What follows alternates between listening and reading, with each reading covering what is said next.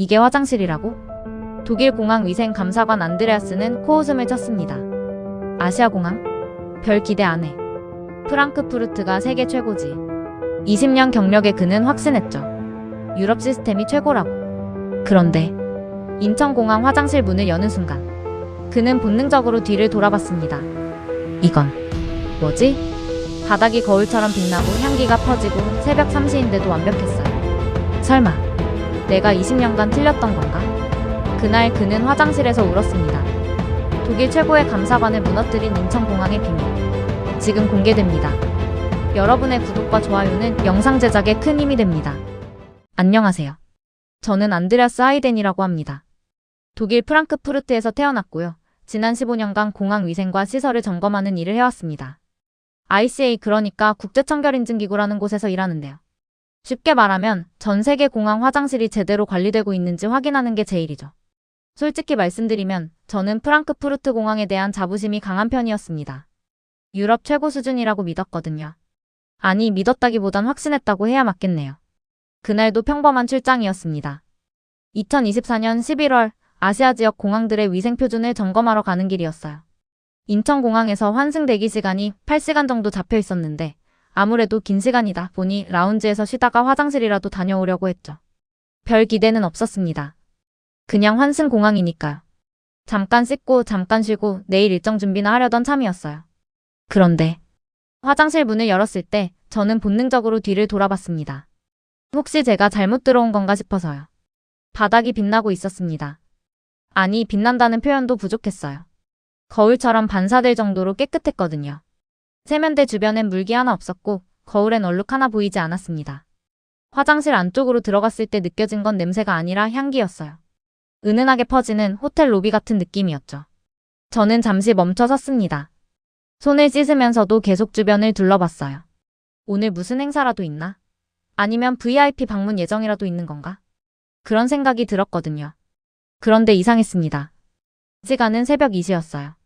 공항은 한산했고 청소 직원도 보이지 않았습니다. 그런데 이 공간만은 마치 방금 준비를 끝낸 것처럼 완벽했죠. 저는 동료 카타리나에게 메시지를 보냈습니다. 여기 뭐가 이상해.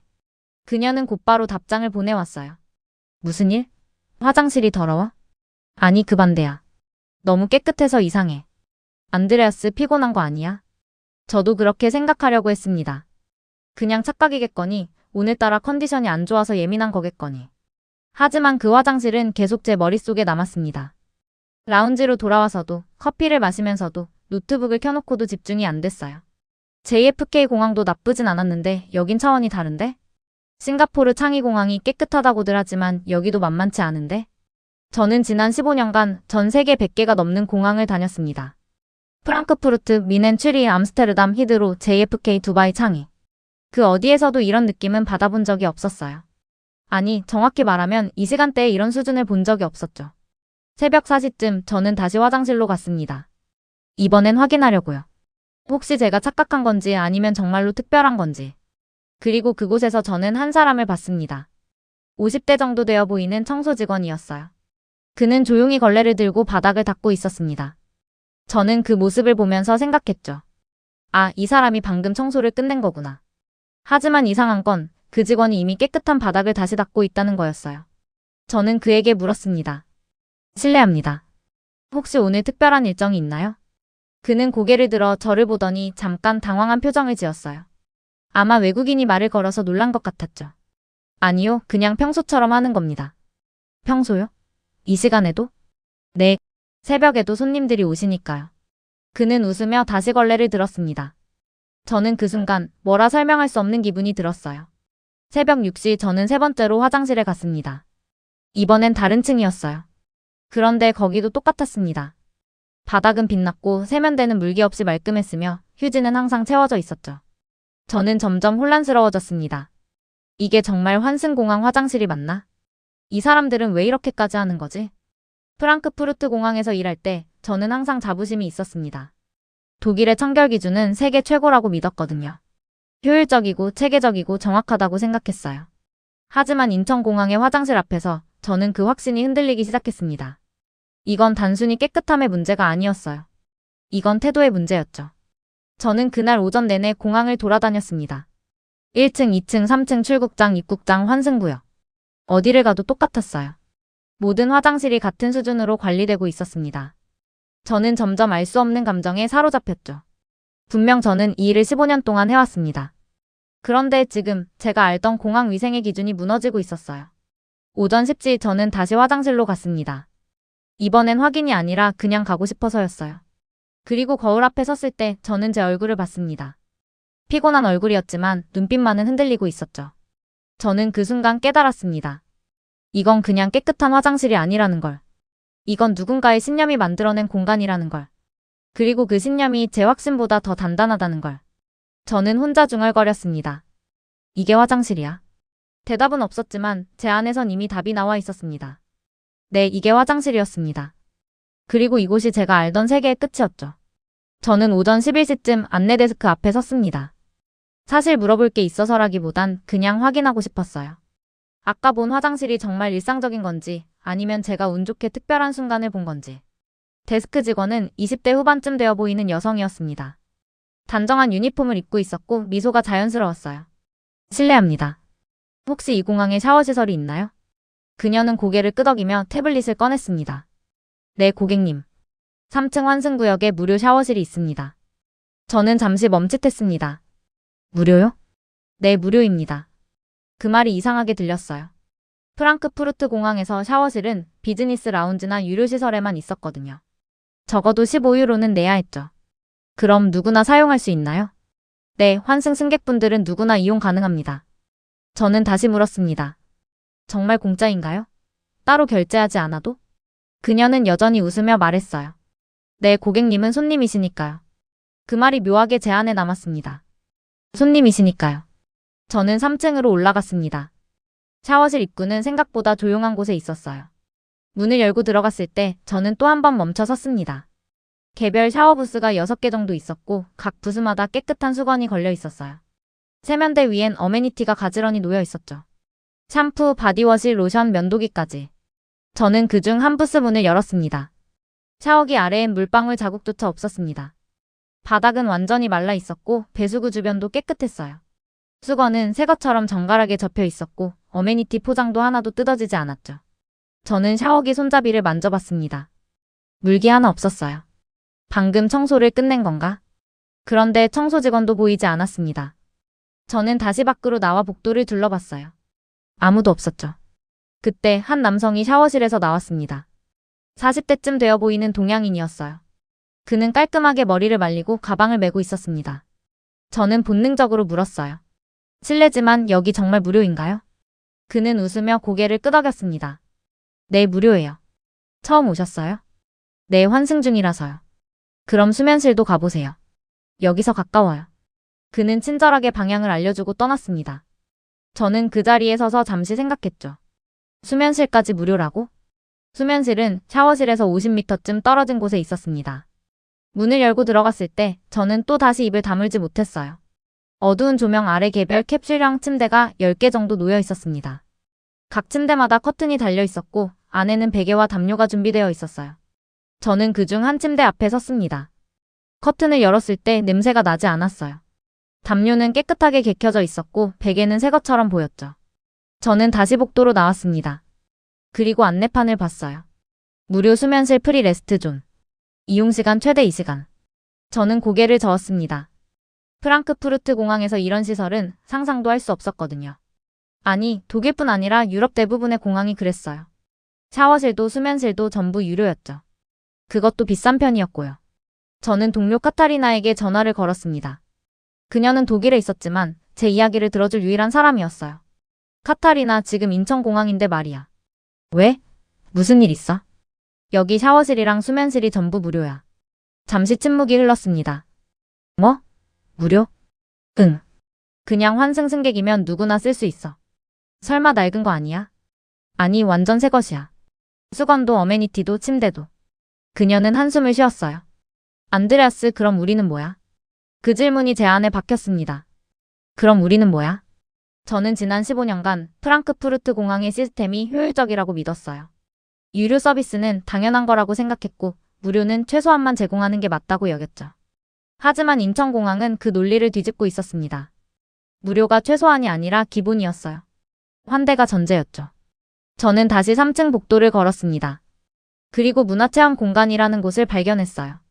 한국 전통 악기와 의상이 전시되어 있었고 체험할 수 있는 공간도 마련되어 있었습니다. 거기도 무료였어요. 아무도 감사 인사를 강요하지 않았고 아무도 비용을 요구하지 않았죠. 저는 그 공간 앞에 서서 멍하니 바라봤습니다. 이게 운영상 손해가 아닌가? 이렇게까지 할 필요가 있나? 하지만 제 눈앞엔 사람들이 있었습니다. 환승 대기 중인 승객들이 샤워를 하고 잠을 자고 문화를 체험하고 있었어요. 그들의 표정은 편안했습니다. 피곤해 보이지 않았고 짜증난 기색도 없었죠. 저는 그 순간 깨달았습니다.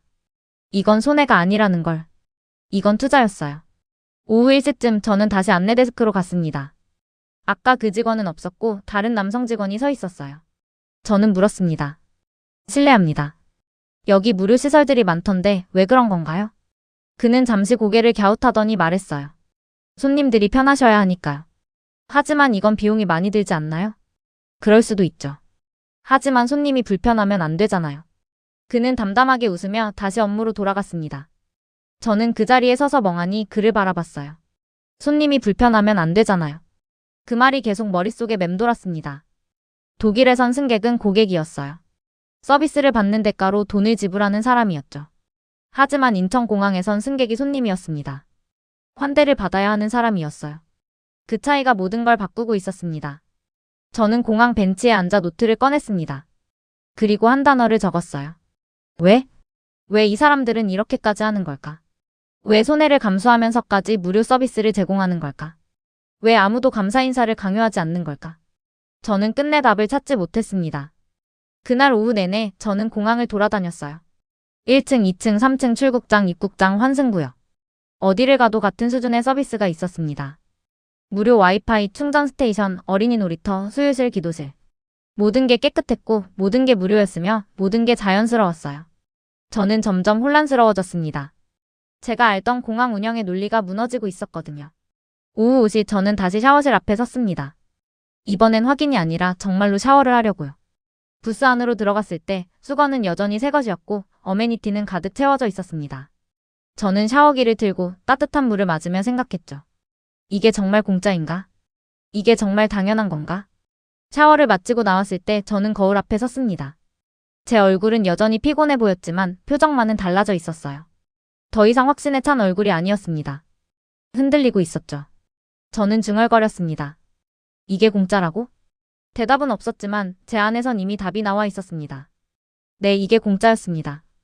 그리고 이게 제가 몰랐던 환대의 철학이었죠. 저는 그날 밤 잠을 이루지 못했습니다. 수면실에 누워 있었지만 눈이 감기지 않았어요. 머릿속엔 계속 같은 질문이 맴돌았죠. 왜 이 사람들은 이렇게까지 하는 걸까?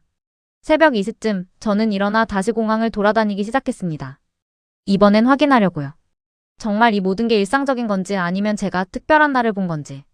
3층 환승구역을 지나다 보니 무료 충전존이 있었습니다.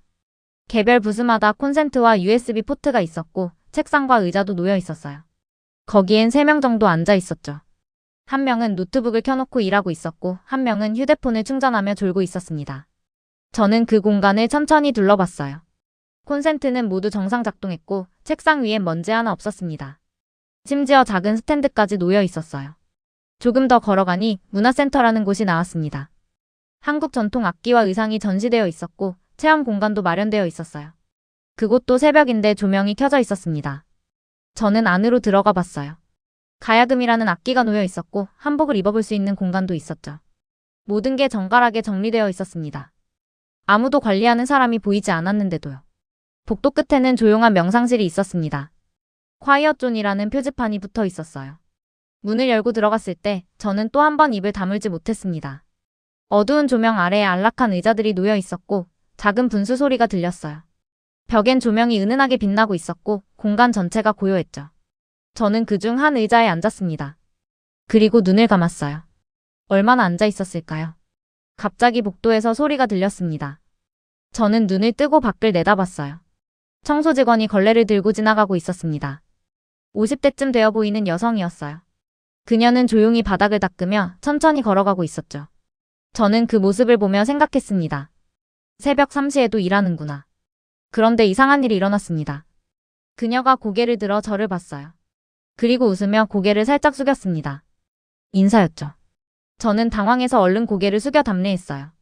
그녀는 다시 바닥을 닦으며 지나갔습니다. 저는 그 자리에 서서 한참을 그녀의 뒷모습을 바라봤어요. 왜 저 시간에 저 자리에서 웃을 수 있지? 그 질문이 제 안에 박혔습니다. 프랑크푸르트 공항에서 청소 직원들은 무표정했어요. 매뉴얼대로 일했고 승객과 눈을 마주치는 일도 거의 없었죠. 그게 효율적이라고 생각했거든요. 하지만 지금 인천공항의 청소 직원은 새벽 3시에 미소를 짓고 있었습니다. 저는 이해할 수 없었어요. 저는 다시 걷기 시작했습니다. 2층으로 내려가니 출국장 근처에서 한 광경을 목격했어요. 휠체어를 탄 노인이 있었고 공항 직원이 그 옆에서 무언가를 설명하고 있었습니다. 저는 멀리서 그 모습을 봤어요. 직원은 허리를 굽혀 노인과 눈높이를 맞추고 있었고 천천히 말하고 있었죠. 노인이 무언가 물어보자 직원은 고개를 끄덕이며 휠체어를 밀기 시작했습니다. 저는 그 순간 울컥했습니다. 이유를 알 수 없었어요. 그냥 그 장면이 제 안에 무언가를 건드렸습니다. 직원의 자세, 표정, 말투. 모든 게 자연스러웠어요. 마치 자기 할아버지를 대하듯 조심스러웠고 진심으로 걱정하는 것처럼 보였죠. 저는 그 자리에 서서 한참을 그들을 바라봤습니다. 그리고 갑자기 프랑크푸르트 공항이 떠올랐습니다. 저는 20년 가까이 그곳에서 일했어요. 수많은 승객을 받고 수많은 동료와 일했죠. 하지만 저는 누구에게 미소 지은 적이 있었던가요? 누구에게 진심으로 인사한 적이 있었던가요? 저는 그저 매뉴얼대로 일했고 효율적으로 움직였을 뿐이었습니다. 독일 공항에서 우리는 시스템이었습니다. 정해진 시간에 정해진 방식으로 정해진 일을 했어요. 감정은 필요 없었죠. 그게 프로페셔널하다고 믿었거든요. 하지만 인천공항은 달랐습니다. 여기선 사람이 시스템보다 앞에 있었어요. 저는 벤치에 앉아 스마트폰을 꺼냈습니다. 메모장을 열고 한 문장을 적었어요. 그들은 진심이다. 그 문장을 쓰면서 저는 손이 떨리는 걸 느꼈습니다. 왜 떨리는지 알 수 없었어요. 부끄러움이었을까요? 아니면 부러움이었을까요? 저는 정확히 알 수 없었습니다. 새벽 4시쯤 저는 다시 화장실로 갔습니다. 이번엔 1층 입국장 근처였어요. 거기서 저는 또 다른 청소 직원을 봤습니다. 30대 정도 되어 보이는 남성이었어요. 그는 세면대를 닦고 있었고 거울을 닦고 있었죠. 저는 그 옆을 지나가며 인사했습니다. 안녕하세요. 그는 고개를 들어 저를 보더니 환하게 웃었어요. 안녕하세요, 고객님. 저는 그 웃음이 가짜가 아니라는 걸 알 수 있었습니다. 눈빛이 달랐거든요. 형식적인 미소가 아니었어요. 진짜 반가워하는 것 같았죠. 저는 세면대에서 손을 씻으며 물었습니다. 혹시 항상 이 시간에 일하시나요? 네, 새벽 시간은 제가 담당하고 있습니다. 힘들지 않으세요? 그는 잠시 생각하더니 말했어요. 힘들죠. 그런데 손님들이 편하셔야 하니까요. 그 말이 또 제 안에 박혔습니다. 손님들이 편하셔야 하니까요. 저는 손을 씻다 말고 거울 속 제 얼굴을 봤어요. 피곤한 얼굴이었지만 표정은 복잡했습니다. 혼란스럽고 부끄럽고 뭔가 깨지고 있는 느낌이었죠. 저는 중얼거렸습니다. 이건 말이 안 돼. 그 직원은 웃으며 다시 거울을 닦기 시작했어요. 저는 화장실을 나와 복도를 걸었습니다.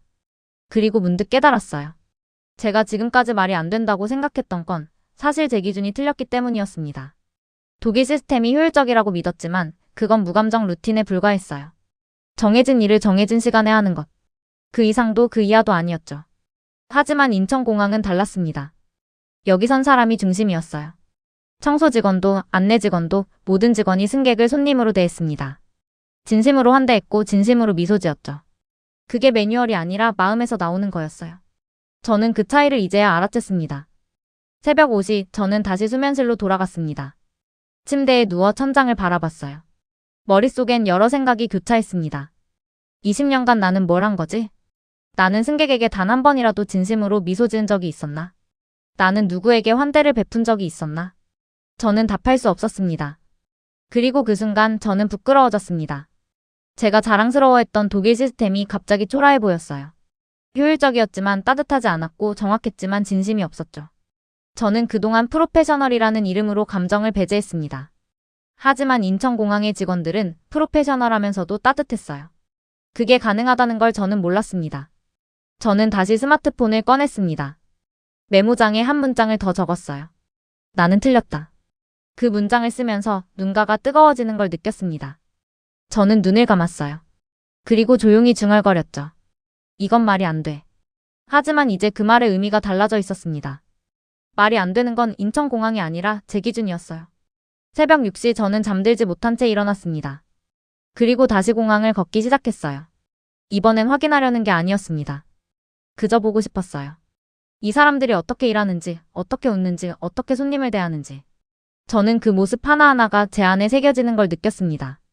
그날 아침 저는 확신했습니다. 제가 지금까지 믿었던 모든 것이 흔들리고 있다는 걸. 그리고 그 흔들림이 두렵지 않다는 걸. 오히려 필요했어요. 저는 중얼거렸습니다. 이건 정말 말이 안 돼. 하지만 이제 그 말엔 존경이 담겨 있었습니다. 저는 오전 7시쯤 라운지로 돌아왔습니다. 노트북을 꺼내 책상 위에 놓았어요. 손이 떨리고 있었죠. 지난 8시간 동안 본 것들을 정리하려고 했는데 어디서부터 시작해야 할지 알 수 없었습니다. 저는 화면을 켜고 새 문서를 열었어요. 그리고 첫 문장을 적었습니다.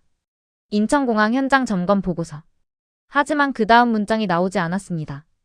저는 키보드 위에 손을 올려놓은 채 멈춰 있었어요. 머릿속엔 여러 장면이 교차했습니다. 새벽 3시에 웃으며 인사하던 청소직원. 휠체어를 탄 노인을 조심스럽게 돕던 안내직원. 무료 샤워실, 수면실, 문화센터. 모든 게 너무 선명했어요.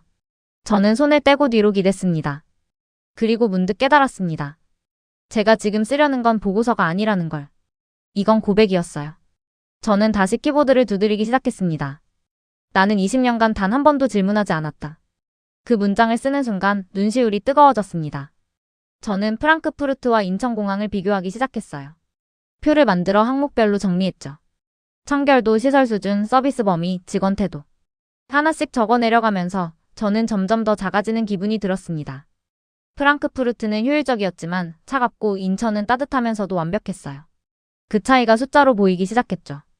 예를 들어 화장실 청소 빈도였습니다. 프랑크푸르트는 이 시간마다 한 번씩 점검했어요. 그게 표준이었고 저는 그게 충분하다고 믿었죠. 하지만 인천공항은 30분마다 점검하고 있었습니다. 24시간 내내요. 저는 그 숫자를 보며 고개를 저었어요. 이건 미쳤어. 하지만 그게 현실이었습니다. 무료 서비스 항목도 비교했습니다. 프랑크푸르트는 와이파이 정도가 무료였어요.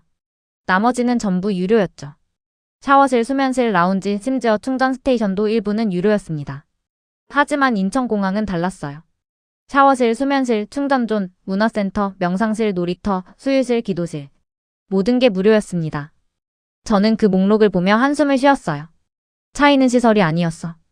저는 그 문장을 노트북에 적었습니다. 차이는 태도였어. 그리고 그 문장 아래 한 문장을 더 적었죠. 나는 20년간 시설만 봤다. 사람은 보지 않았다. 손이 떨렸습니다. 눈시울이 뜨거워지는 걸 느꼈어요. 저는 노트북을 덮고 일어났습니다. 라운지 창가로 걸어가 밖을 내다봤어요.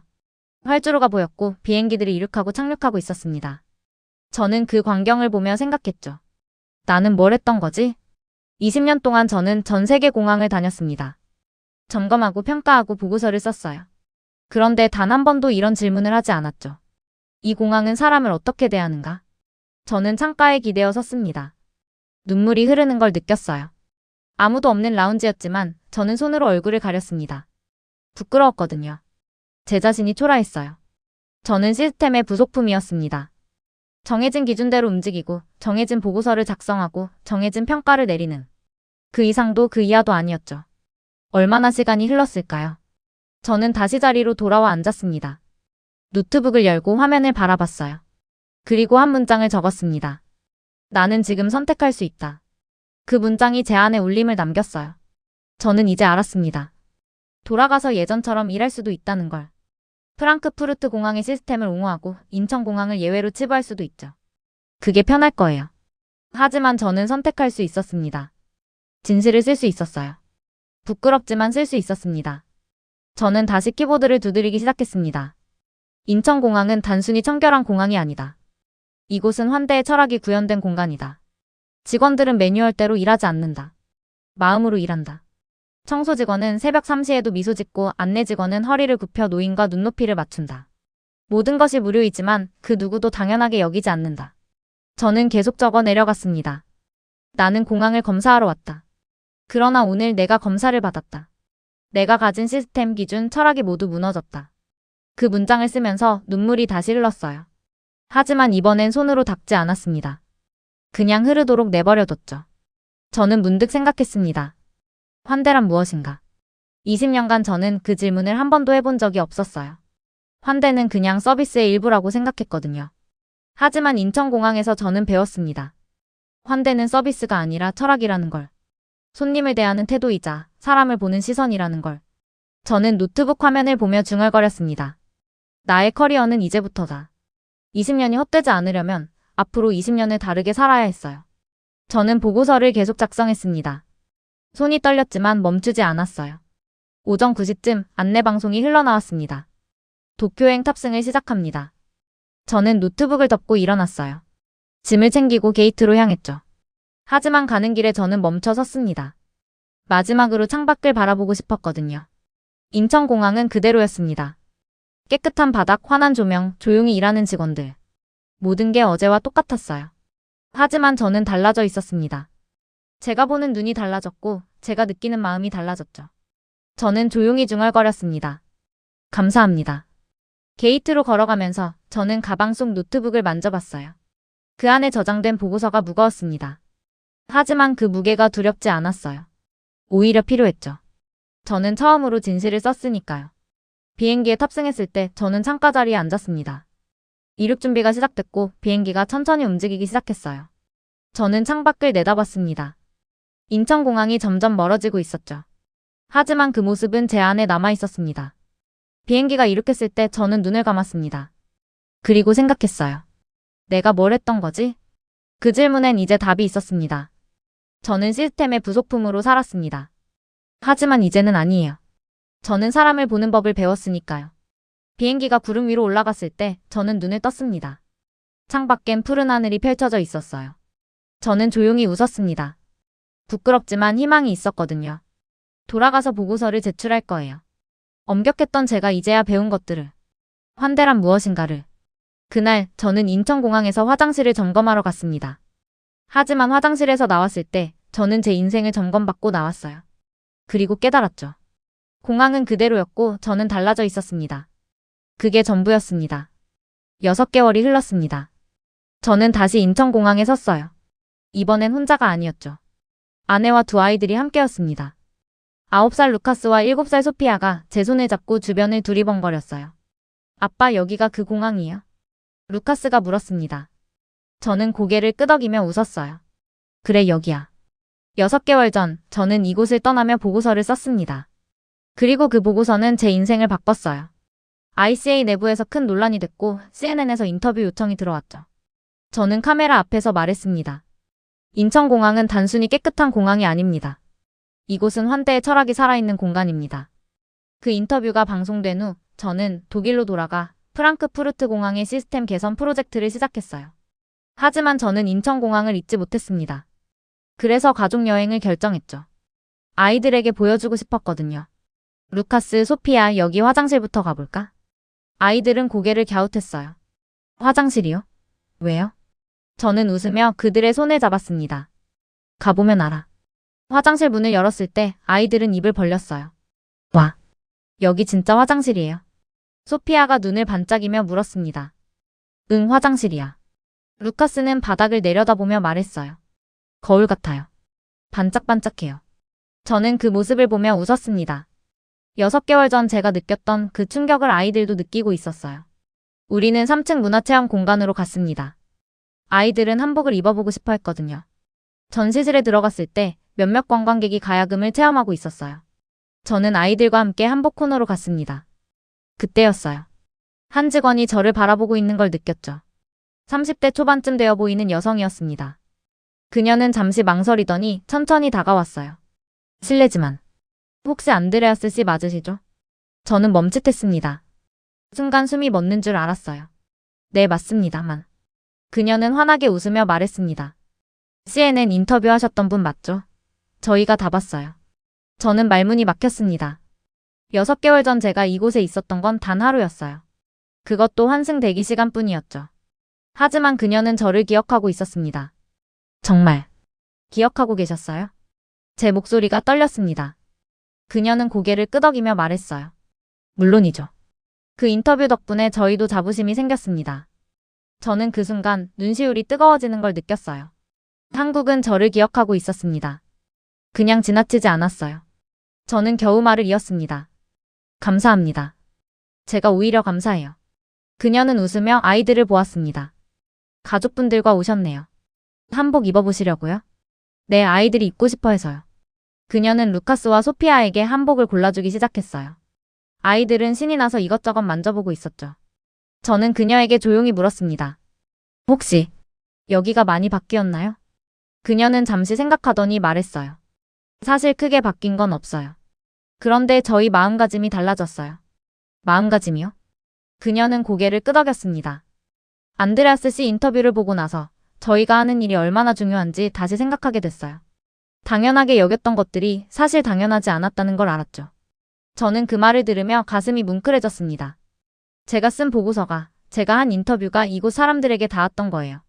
당신들 덕분에 우리 공항도 바뀌고 있어요. 저는 떨리는 목소리로 말했습니다. 그녀는 눈을 반짝이며 물었어요. 정말요? 프랑크푸르트 공항이요? 네. 무료 수면실을 설치하기 시작했고 청소 빈도도 늘렸어요. 직원 교육도 달라졌죠. 그녀는 손을 모으며 말했습니다. 와, 정말 기쁘네요. 저희가 한 일이 도움이 됐다니. 저는 고개를 저었어요. 도움이 아니라 영감이었어요. 당신들은 제 인생을 바꿨어요. 루카스가 한복을 입고 나왔습니다. 파란색 저고리와 바지를 입은 모습이 귀여웠어요. 소피아도 분홍색 한복을 입고 껑충껑충 뛰어왔죠. 아빠 봐요. 예쁘죠? 저는 무릎을 꿇고 아이들을 안았습니다. 정말 예쁘다. 우리 공주님. 그녀는 휴대폰을 꺼내 말했어요. 제가 사진 찍어드릴까요? 우리는 한복을 입고 가족 사진을 찍었습니다. 그녀가 여러 장을 찍어주는 동안 저는 계속 웃고 있었어요. 사진을 다 찍고 나서 그녀는 휴대폰을 돌려주며 말했습니다. 정말 행복해 보이세요. 저는 고개를 끄덕였어요. 행복합니다. 여기 와서 더 행복해요. 그녀는 웃으며 손을 내밀었습니다.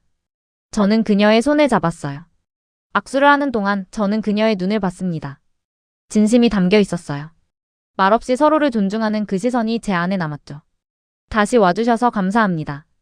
그녀가 조용히 말했어요. 저는 목이 메어 대답하지 못했습니다. 고개만 끄덕이고 손을 놓았어요. 우리는 문화체험 공간에 나왔습니다. 아이들은 한복을 입은 채 사진을 찍고 싶어 했고 우리는 공항 곳곳을 돌아다녔어요. 그 과정에서 저는 6개월 전과 똑같은 모습들을 봤습니다. 깨끗한 바닥, 환한 조명, 웃으며 일하는 직원들. 모든 게 그대로였어요. 하지만 제 마음은 더 깊어져 있었습니다. 출국장으로 가는 길에 저는 멈춰 섰습니다.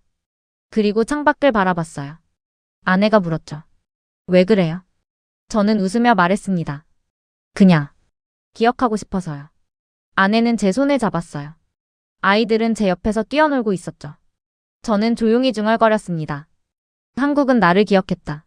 나는 한국을 잊지 못했다. 그 말이 제 안에 울림을 남겼어요. 6개월 전 저는 이곳에서 제 인생을 점검받았습니다. 그리고 오늘 저는 이곳에서 제 인생을 확인했어요. 변화는 가능했고 진심은 통했으며 환대는 기억됐습니다. 게이트로 걸어가면서 저는 뒤를 돌아봤습니다. 인천공항은 여전히 그대로였어요. 하지만 저는 달라져 있었고 제 가족도 그 변화를 함께 느끼고 있었죠.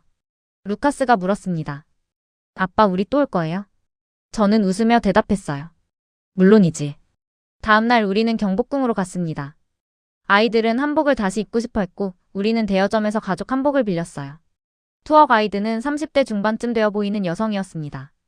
그녀는 우리를 보자마자 환하게 웃으며 말했어요. 안녕하세요. 오늘 함께 경복궁을 둘러볼 이지연입니다. 저는 그녀의 미소에서 뭔가 익숙한 느낌을 받았어요. 인천공항에서 봤던 그 눈빛이었죠. 투어는 광화문 앞에서 시작됐습니다. 이 가이드는 경복궁의 역사를 설명하면서도 계속 주변을 살폈어요. 아이들이 지루해하지 않는지, 노인 관광객들이 따라오고 있는지. 그녀의 시선은 늘 사람을 향해 있었습니다. 루카스, 소피아, 저기 보이는 건물이 근정전이에요. 왕이 신하들을 만나던 곳이죠. 아이들은 고개를 끄덕이며 신기한 듯 바라봤어요. 투어가 진행되는 동안 저는 그녀의 행동을 관찰했습니다. 설명은 유려했고 목소리는 부드러웠어요. 하지만 그보다 인상적인 건 그녀의 작은 행동들이었죠. 한 관광객이 사진을 찍으려고 하자 그녀는 자연스럽게 다가가 각도를 조정해줬어요. 이쪽에서 찍으시면 햇빛이 더 예쁘게 들어와요. 관광객은 고마워하며 사진을 찍었습니다. 근정전 앞에서 설명이 끝나갈 무렵 갑자기 비가 내리기 시작했어요. 가랑비였지만 사람들은 당황하기 시작했죠. 이 가이드는 재빨리 가방에서 우산 2개를 꺼냈습니다. 그리고 주변을 둘러보더니 70대쯤 되어 보이는 노부부에게 다가갔어요. 할머니, 할아버지 이거 쓰세요. 노부부는 손을 저으며 괜찮다고 했지만 그녀는 이미 우산을 펴서 씌워주고 있었습니다. 저는 그 광경을 보며 멈춰 섰습니다. 루카스가 제 옷을 잡아당기며 물었어요. 아빠, 저 아줌마는 우산이 없는데 왜 할머니한테 줘요? 저는 아들의 눈을 보며 대답했습니다. 그게 바로 친절이야, 루카스. 친절요? 응. 다른 사람을 먼저 생각하는 거지. 루카스는 고개를 갸웃하더니 다시 물었어요. 그럼 아줌마는 비 맞는데요? 저는 웃으며 말했습니다. 그래도 괜찮아. 저 아줌마는 젊으니까. 그 순간 이 가이드가 우리 쪽을 돌아봤어요. 빗물이 그녀의 어깨를 적시고 있었지만 그녀는 여전히 웃고 있었습니다. 비가 조금 오는데 괜찮으세요? 잠깐 처마 밑으로 이동할게요.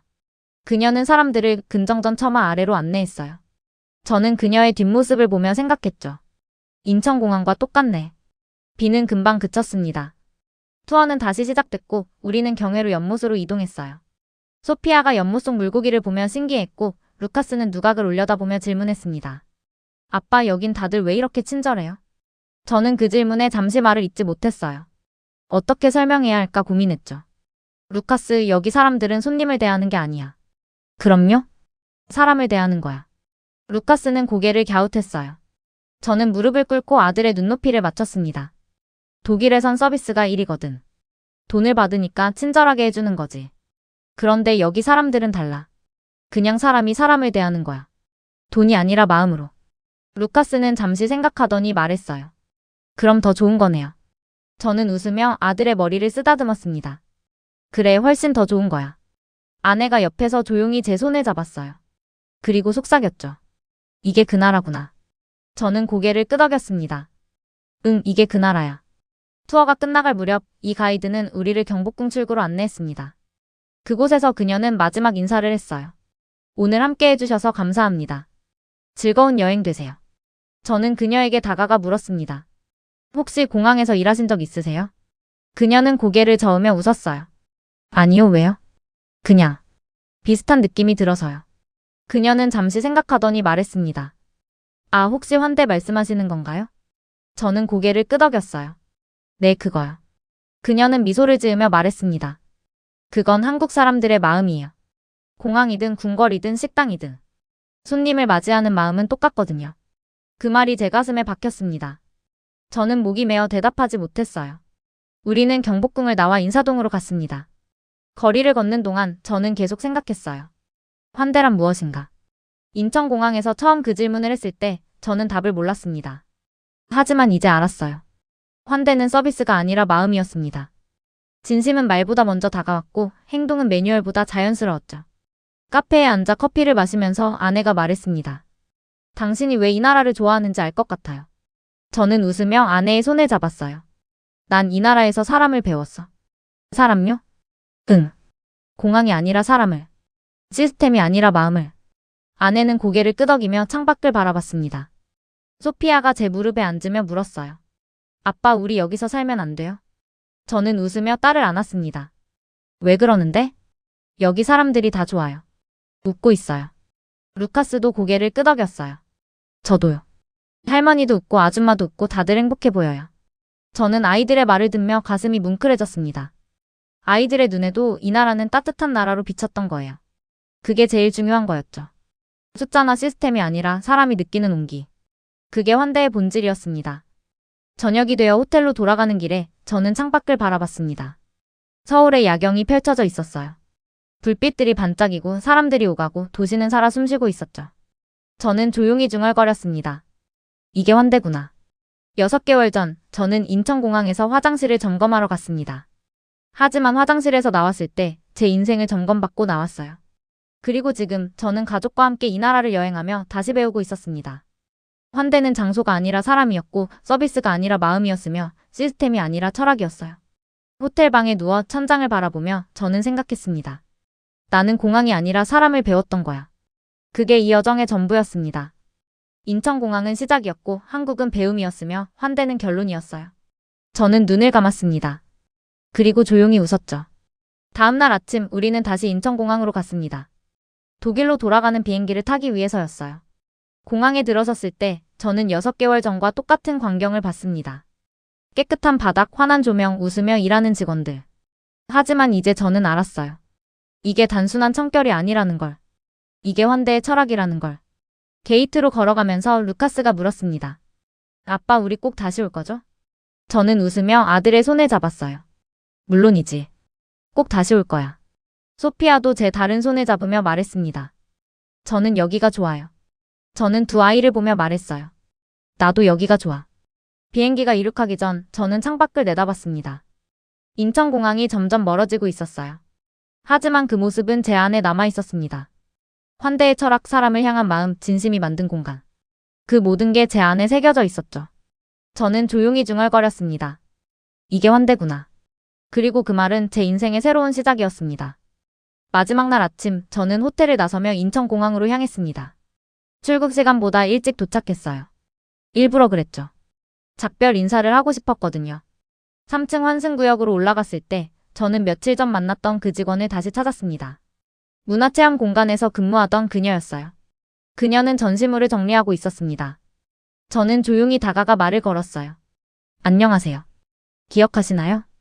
그녀는 고개를 들어 저를 보더니 환하게 웃었습니다. 물론이죠. 안드레아스 씨, 오늘 출국하시나요? 네, 조금 있다가요. 그 전에 인사하고 싶었어요. 그녀는 손을 닦으며 제 앞에 섰습니다. 인사요? 저는 잠시 망설였습니다. 어떻게 표현해야 할까 고민했어요. 그리고 천천히 말을 이었죠. 당신들 같은 분들이 세계의 기준이 되어야 해요. 그녀는 눈을 깜빡이며 당황한 표정을 지었습니다. 저희가요? 아니에요. 저희는 그냥 일한 거라고 하실 거죠? 저는 웃으며 고개를 저었어요. 하지만 저는 압니다. 그게 얼마나 대단한 일인지. 그녀는 손사래를 치며 말했습니다. 정말 아니에요. 저희는 당연한 걸 했을 뿐이에요. 저는 그 말을 들으며 가슴이 뭉클해졌습니다. 당연한 걸 했을 뿐이라고. 그게 바로 이 사람들의 철학이었어요. 특별한 게 아니라 당연한 거라고 여기는 태도. 그게 이들을 더 특별하게 만들고 있었죠. 저는 한 걸음 더 다가가 말했습니다. 당신들은 세계 공항들의 기준이 되고 있어요. 적어도 저에게는 그래요. 그녀의 눈동자가 흔들렸습니다. 잠시 말을 잇지 못하더니 눈가가 붉어지는 게 보였어요. 감사합니다. 그런 말씀 들으니 정말. 그녀는 말을 마치지 못했습니다. 고개를 숙이며 눈물을 닦았죠. 저도 눈시울이 뜨거워졌습니다. 두 사람은 그렇게 잠시 침묵 속에 서 있었어요. 말이 필요 없었습니다. 그 순간 서로가 느끼는 감정이 통하고 있었거든요. 그녀가 먼저 고개를 들며 말했습니다. 안드레아스 씨, 정말 고마워요. 저희가 하는 일이 의미 있다는 걸 다시 생각하게 됐어요. 저는 웃으며 손을 내밀었습니다. 저야말로 감사해요. 당신들 덕분에 제 인생이 바뀌었어요. 우리는 악수를 나눴습니다. 그녀의 손은 따뜻했고 악수는 오래 이어졌어요. 말없이 서로를 존중하는 그 순간이 제 안에 깊이 새겨졌죠. 악수를 끝내고 돌아서려는데 그녀가 다시 불렀습니다. 안드레아스 씨. 저는 뒤를 돌아봤어요. 네? 그녀는 웃으며 말했습니다. 또 오세요. 다음엔 더 오래 계셔요. 저는 고개를 끄덕였습니다. 꼭 그럴게요. 저는 천천히 게이트로 걸어갔습니다. 가족들은 이미 면세점에서 쇼핑을 하고 있었고 저는 혼자 공항을 걸었어요. 걸으면서 저는 6개월 전의 그날을 떠올렸습니다. 새벽 3시 청소 직원이 웃으며 인사하던 모습. 휠체어를 탄 노인을 조심스럽게 돕던 안내 직원. 무료 샤워실에서 세수건을 발견했던 순간. 모든 게 선명하게 기억났어요. 그리고 저는 깨달았습니다. 이 공항은 공간이 아니라 정신이었다는 걸. 건물이 아니라 철학이었고 시설이 아니라 태도였어요. 저는 20년간 공항을 평가하며 숫자만 봤습니다. 청결도 점수, 시설 등급, 서비스 항목. 하지만 진짜 중요한 건 숫자가 아니었어요. 사람이었죠. 게이트 앞 벤치에 앉아 저는 노트북을 꺼냈습니다. 마지막 보고서를 쓰고 싶었거든요. 화면을 켜고 새 문서를 열었어요. 제목을 적었습니다. 인천공항 재방문 보고서 마이너스 환대의 철학과 세계 표준의 재정의. 그리고 첫 문장을 썼죠. 세계 표준은 데이터가 아니라 태도에서 만들어진다. 저는 계속 적어 내려갔습니다. 6개월 전 나는 인천공항에서 충격을 받았다. 이번에 다시 방문하며 그 충격이 우연이 아니었음을 확인했다.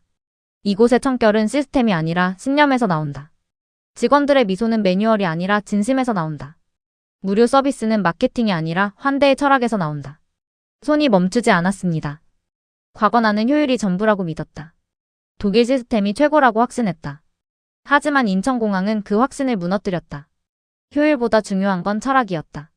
시스템보다 중요한 건 태도였다. 그리고 그 철학과 태도가 진짜 세계 표준을 만들고 있었다. 저는 문장을 쓰면서 눈시울이 뜨거워지는 걸 느꼈어요. 나는 이제 확신한다. 인천공항은 단순히 아시아 최고의 공항이 아니다. 이곳은 세계 공항들이 따라야 할 기준이다. 시설이 아니라 정신의 기준. 서비스가 아니라 환대의 기준. 데이터가 아니라 태도의 기준. 저는 키보드를 두드리며 미소 지었습니다. 당신들이 기준입니다. 마지막 문장을 쓰고 나서 저는 노트북을 덮었어요. 그리고 창밖을 바라봤습니다. 활주로에서 비행기들이 이륙하고 착륙하고 있었어요. 사람들이 오가고 직원들이 일하고 공항은 살아 숨쉬고 있었죠. 저는 조용히 중얼거렸습니다. 당신들이 기준입니다. 루카스와 소피아가 뛰어왔습니다. 아빠 초콜릿 샀어요. 아이들은 신이 나서 쇼핑백을 보여줬어요. 아내도 웃으며 제 옆에 앉았습니다. 뭐 하고 있었어요? 보고서 쓰고 있었어. 또요? 저는 웃으며 고개를 끄덕였습니다. 응, 이번엔 마지막이야. 탑승 안내 방송이 흘러나왔습니다. 프랑크푸르트행 LH711편 탑승을 시작합니다. 저는 가족들과 함께 일어났어요. 짐을 챙기고 게이트로 걸어갔죠. 하지만 게이트 앞에서 저는 한 번 더 뒤를 돌아봤습니다. 인천공항을 마지막으로 보고 싶었거든요. 공항은 여전히 깨끗했고 직원들은 여전히 웃고 있었어요. 모든 게 그대로였습니다. 하지만 저는 완전히 달라져 있었죠. 6개월 전엔 충격을 받았고 지금은 확신을 얻었어요. 이곳이 세계의 기준이라는 확신. 태도가 데이터보다 중요하다는 확신. 환대가 효율보다 본질적이라는 확신. 비행기에 탑승했을 때 저는 창가 자리에 앉았습니다. 이륙 준비가 시작됐고 비행기가 천천히 움직이기 시작했어요. 루카스가 제 옆에서 물었습니다. 아빠, 우리 정말 또 올 거죠? 저는 아들의 머리를 쓰다듬으며 말했어요. 물론이지. 꼭 다시 올 거야. 소피아도 말했습니다. 저는 여기가 제일 좋아요. 저는 두 아이를 보며 웃었습니다. 아이들도 느꼈던 거예요. 이곳의 따뜻함을, 이곳의 진심을. 그게 제일 중요한 증거였죠. 숫자나 평가가 아니라 사람이 느끼는 감정. 그게 진짜 기준이었으니까요. 비행기가 이륙했습니다. 인천공항이 점점 멀어지고 있었어요. 하지만 그 모습은 제 안에 영원히 남아있을 거였습니다. 저는 창밖을 보며 조용히 중얼거렸죠. 당신들이 기준입니다. 그 말은 단순한 칭찬이 아니었어요. 존경이었고 확신이었으며 약속이었습니다. 구름 위로 올라갔을 때 저는 노트북을 다시 꺼냈습니다. 보고서를 열고 마지막 문장을 추가했어요. 이 보고서를 ICA 전체 회원국에 배포할 것을 제안한다. 인천공항의 철학이 세계 공항 표준의 새로운 기준이 되어야 한다. 효율이 아니라 환대를. 데이터가 아니라 태도를. 시스템이 아니라 사람을. 저는 보고서를 저장하고 노트북을 덮었습니다. 그리고 눈을 감았어요. 귀에 들리는 건 비행기 엔진 소리였지만 마음속엔 다른 소리가 들렸습니다. 새벽 3시 청소 직원이 건넨 인사. 안녕하세요, 고객님. 휠체어를 밀던 직원의 조용한 발걸음. 문화체험 공간 직원의 따뜻한 악수. 모든 게 선명하게 남아 있었어요. 저는 조용히 웃었습니다. 20년간 저는 공항을 평가하며 살았어요. 하지만 인천공항에서 저는 평가받았습니다. 제 기준이, 제 철학이, 제 태도가. 그리고 그 평가를 통과하지 못했죠. 하지만 그게 제 인생의 전환점이었습니다. 비행기는 계속 날아갔습니다. 독일로, 프랑크푸르트로, 제 일상으로. 하지만 저는 더 이상 예전의 안드레아스가 아니었어요. 저는 환대를 배운 사람이었고 진심을 본 사람이었으며 기준을 다시 세운 사람이었죠. 그리고 그 모든 것의 시작은 인천공항이었습니다. 창밖의 하늘은 푸르렀습니다. 저는 그 하늘을 보며 마지막으로 중얼거렸어요. 당신들이 기준입니다. 그 말은 메아리처럼 제 안에 울렸고 앞으로도 계속 울릴 거였습니다. 인천공항은 공간이 아니라 정신이었어요. 그리고 그 정신은 이제 제 안에 살아 숨쉬고 있었습니다. 탑승 직전 저는 가족들에게 말했습니다. 잠깐만 기다려. 화장실 좀 다녀올게. 아내는 웃으며 고개를 끄덕였어요. 또요? 응, 마지막으로. 저는 3층 화장실로 향했습니다. 6개월 전 처음 충격을 받았던 그곳이었죠. 문을 열었을 때 저는 잠시 멈춰 섰습니다. 여전히 완벽했어요. 바닥은 거울처럼 빛났고 세면대는 물기 하나 없었으며 거울은 얼룩 하나 보이지 않았습니다. 향기는 은은했고 공간은 고요했어요. 저는 천천히 안으로 걸어 들어갔습니다. 세면대에서 손을 씻으면서 저는 거울 속 제 얼굴을 봤어요. 6개월 전보다 표정이 부드러워져 있었습니다. 눈빛도 달라져 있었죠. 확신에 찬 눈빛이 아니라 겸손해진 눈빛이었어요. 저는 조용히 웃었습니다. 그리고 중얼거렸죠. 고마워요, 인천공항. 당신은 나의 기준을 바꿨어요. 화장실을 나와 게이트로 돌아갔을 때 루카스가 제 손을 잡았습니다. 아빠, 우리 또 올 수 있어? 저는 아들을 보며 무릎을 꿇었어요. 눈높이를 맞추고 말했습니다. 물론이지. 정말요? 응, 아빠가 아직 배워야 할 게 많거든. 루카스는 환하게 웃으며 제 목을 안았습니다. 저는 아들을 안으며 눈시울이 뜨거워지는 걸 느꼈어요. 비행기에 탑승했습니다. 저는 창가 자리에 앉았고 루카스는 제 옆에, 소피아는 아내 옆에 앉았어요. 이륙 준비가 시작됐고 비행기가 천천히 움직이기 시작했습니다. 저는 창밖을 내다봤어요. 인천공항이 보였습니다. 깨끗한 건물, 반짝이는 유리창, 조용히 움직이는 사람들. 비행기가 활주로를 달리기 시작했습니다. 속도가 붙고 기체가 들썩이며 하늘로 떠올랐어요. 저는 창밖으로 멀어지는 인천공항을 바라보며 속삭였습니다. 안녕, 인천공항. 고마웠어요. 루카스가 물었어요. 아빠 뭐라고 했어요? 저는 웃으며 아들의 머리를 쓰다듬었습니다. 아빠가 고마웠다고 했어. 누구한테요? 여기요. 이 공항한테. 루카스는 고개를 갸웃했지만 곧 창밖을 보며 손을 흔들었어요. 안녕, 공항. 저는 아들의 모습을 보며 미소 지었습니다. 아이들도 느꼈던 거예요. 이곳의 특별함을, 이곳의 따뜻함을. 그게 제일 중요한 증거였죠. 비행기가 구름 위로 올라갔습니다. 저는 눈을 감고 지난 일주일을 떠올렸어요. 6개월 전 처음 방문했던 날의 혼란. 화장실 앞에서 멈춰 섰던 그 순간. 샤워실에서 느꼈던 당혹감. 청소 직원의 미소에서 받은 충격. 보고서를 쓰며 흘렸던 눈물. 그리고 이번 방문. 문화체험 공간 직원과의 재회. 경복궁 투어 가이드의 따뜻한 행동. 아이들이 느낀 이 나라의 온기. 마지막 악수에서 전해진 존경. 모든 게 선명하게 기억났습니다. 저는 노트북을 꺼냈습니다. 마지막 메모를 남기고 싶었거든요. 화면을 켜고 새 문서를 열었어요. 그리고 적기 시작했습니다. 한국은 완벽한 나라가 아니다. 하지만 나는 안다. 이 나라는 진심이 살아있다. 손이 멈추지 않았어요. 6개월 전 나는 공항을 검사하러 갔다. 하지만 공항에서 나를 검사받았다. 내 기준이, 내 철학이, 내 태도가. 그리고 나는 그 검사를 통과하지 못했다. 하지만 그게 내 인생의 전환점이었다. 저는 계속 적어 내려갔습니다. 돌아가면 유럽공항 위생 기준을 바꾸겠다. 효율만이 아니라 환대를 포함하겠다. 데이터만이 아니라 태도를 평가하겠다. 시스템만이 아니라 사람을 보겠다. 인천공항이 내게 가르쳐준 것들을. 저는 그 문장들을 쓰며 확신을 느꼈어요. 한국은 내 기준을 바꾸지 않았다. 한국은 내 철학을 바꿨다. 공항 위생이 무엇인지에 대한 생각이 아니라 사람을 대하는 태도에 대한 생각을. 그리고 그 변화는 영원할 것이다. 저는 키보드를 멈추고 창밖을 봤습니다. 하늘은 푸르렀고 구름은 하얗게 펼쳐져 있었어요. 저는 그 광경을 보며 생각했죠. 나는 이제 다른 사람이야. 20년간 저는 시스템의 부속품이었습니다.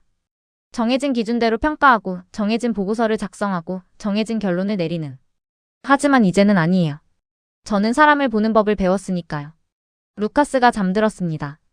제 어깨에 기대어 조용히 숨을 쉬고 있었어요. 저는 아들의 머리를 쓰다듬으며 미소 지었습니다. 아내가 조용히 말했어요. 행복해 보여요. 저는 고개를 끄덕였습니다. 행복해요. 정말로. 한국이 그렇게 좋았어요? 저는 잠시 생각했습니다. 어떻게 설명해야 할까 고민했어요. 그리고 천천히 말했습니다. 좋았다기보단 배웠어요. 사람을요? 응. 사람을 어떻게 대해야 하는지, 진심이 무엇인지, 환대가 무엇인지. 아내는 제 손을 잡으며 웃었어요. 당신 많이 변했어요. 저는 웃으며 대답했습니다. 그게 좋은 거죠? 물론이죠. 비행기는 계속 날아갔습니다. 프랑크푸르트까지 아직 10시간이 남았어요. 저는 노트북을 다시 열고 마지막 문장을 적었습니다. 한국은 진심이 살아있는 나라다. 그리고 그 진심은 내 삶까지 바꿔놓았다. 감사합니다, 인천공항. 당신들은 제 인생의 기준이 되었습니다. 저는 노트북을 덮고 눈을 감았습니다. 귀에 들리는 건 비행기 엔진 소리와 아들의 잔잔한 숨소리였어요. 저는 그 소리를 들으며 평온함을 느꼈습니다. 마음이 편안했고 생각이 맑았으며 미래가 기대됐죠. 몇 시간이 흘렀을까요? 저는 다시 눈을 떴습니다. 창밖엔 여전히 구름이 펼쳐져 있었고 하늘은 여전히 푸르렀어요. 저는 조용히 중얼거렸습니다. 고마워요, 한국. 그 말은 단순한 인사가 아니었습니다. 고백이었고 약속이었으며 다짐이었어요. 프랑크푸르트에 도착하면 저는 일을 시작할 겁니다. 유럽공항 위생기준 개선 프로젝트를요. 인천공항에서 배운 것들을 적용하기 시작할 거예요. 무료 수면실, 더 자주 청소되는 화장실, 직원 교육 프로그램. 그리고 가장 중요한 건 태도의 변화였습니다. 저는 제 동료들에게 말할 겁니다. 우리는 시설을 관리하는 게 아니라 사람을 대하는 거예요. 승객은 고객이 아니라 손님이요. 효율보다 중요한 건 환대예요. 그들이 이해할까요? 처음엔 어려울 거예요. 하지만 저는 포기하지 않을 겁니다. 왜냐하면 저는 봤으니까요. 진심이 만드는 기적을, 환대가 만드는 변화를, 사람을 향한 태도가 만드는 세계를. 인천공항은 그걸 증명했어요. 그리고 저는 그 증인이 되었습니다. 비행기가 착륙 준비를 시작했습니다. 기내 방송이 흘러나왔고 사람들이 자리를 정리하기 시작했어요. 루카스가 눈을 떴습니다. 아빠 다 왔어요? 응, 곧 도착해. 아빠, 우리 정말 또 한국 갈 거죠? 저는 웃으며 아들을 안았습니다. 물론이지. 약속할게. 프랑크푸르트 공항이 보이기 시작했습니다. 저는 창밖을 보며 생각했어요. 이제 여기서 시작이야. 인천공항에서 배운 것들을 이곳에 적용하는 거. 그게 제 새로운 사명이었습니다. 비행기가 착륙했고 우리는 집으로 향했어요. 짐을 풀고 소파에 앉았을 때 저는 노트북을 켰습니다. 보고서를 다시 열고 마지막 점검을 했어요. 모든 게 완벽했습니다. 저는 마우스를 클릭하고 보고서를 ICA 본부에 전송했습니다. 제목은 이랬죠. 환대의 철학 마이너스 인천공항이 세계공항에 주는 교훈. 전송 버튼을 누르는 순간 저는 미소 지었습니다. 이제 시작이었어요. 변화의 시작, 새로운 기준의 시작, 환대 철학의 확산 시작. 저는 창밖을 바라봤습니다. 프랑크푸르트의 야경이 펼쳐져 있었어요. 하지만 제 마음속엔 인천공항의 불빛이 여전히 빛나고 있었습니다. 저는 조용히 중얼거렸습니다. 한국은 진심이 살아있는 나라다. 그 말은 단순한 평가가 아니었어요.